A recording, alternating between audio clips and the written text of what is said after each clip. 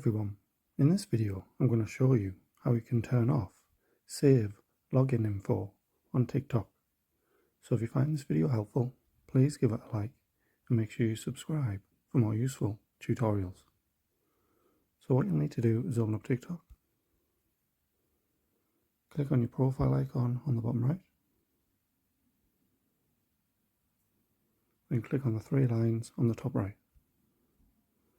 Once you're on here, go to Settings and Privacy,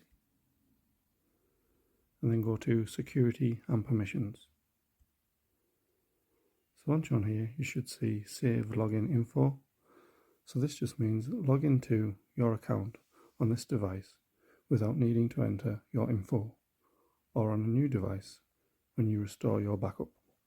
So obviously if you want this turned off, just click on the toggle option and that will turn it off for you.